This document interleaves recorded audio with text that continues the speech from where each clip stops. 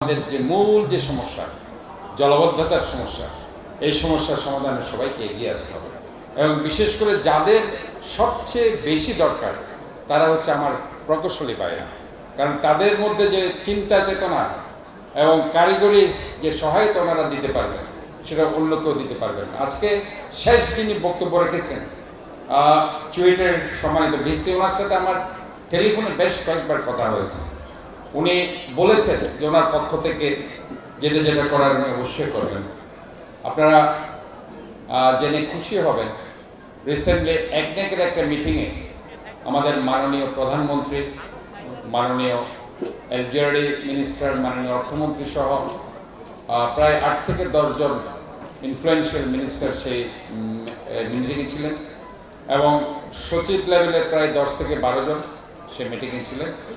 সেখানে আমাদের মাননীয় প্রধানমন্ত্রী নলকূপের যে গভীরতা নিয়ে কথা উঠেছে, যে বেশ প্রায় 3000 মতো নলকূপ দেওয়ার একটা মিটিং ছিল। তো সেখানে গিয়ে উনি প্রথমে বলছে যে এই নলকূপ এত বেশি গভীরে যাচ্ছে, সেখান থেকে পানি উঠছে না। What are the causes? নলকূপ এগুলো এত গভীরে যেতে হচ্ছে কেন?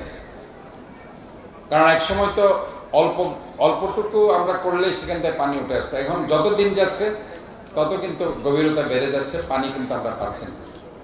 তাহলে পরে এটা ভালো হবে নাকি অল্টারনেটিভ কোনো চিন্তা ভাবনা আছে? যেটার সাথে আমার ওয়াটার লগিং এর কিন্তু একটা ইন্টার রিলেশন আছে আমি মনে করি। সেটা হচ্ছে, দেখুন এই যে সামনে যে বর্ষাকাল আসবে, হেভি রেইনফল, কাজে এই বর্ষার পানিকে আমরা ধারণ করতে পারি কিনা, যেটাকে আমরা বলি rain water harvest recharge treatment plant. এই জায়গায় আমার মনে হয় আপনাদের কোনো চিন্তা ভাবনা, এবং কিন্তু মাননীয় প্রধানমন্ত্রী মিটিংয়ে বলেছেন এবং এক পর্যায়ে আমি কিছু আমার বক্তব্য সেখানে উপস্থাপন করেছি। আমি বলেছিলাম যে আমরা আজকে যে বিল্ডিংগুলো আমরা তৈরি করছি, সেই বিল্ডিং কোড আমরা মানি না। আমরা চট্টগ্রাম উন্নয়ন কর্তৃপক্ষ, এখানে চেয়ারম্যান সাহেব থাকলে ভালো হতো।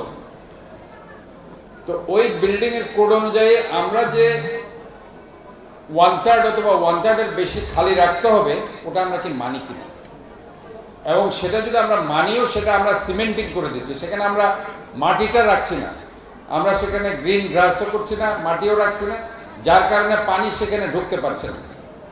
তো পানি ঢুকতে পারলে না আস্তে আস্তে সেটা পানির ধারণ ক্ষমতা আছে সেখানে বিল্ডিংয়ের যে স্থায়িত্ব আছে, আস্তে আস্তে বিল্ডিংটা কিন্তু ডেবে যাচ্ছে দিনে।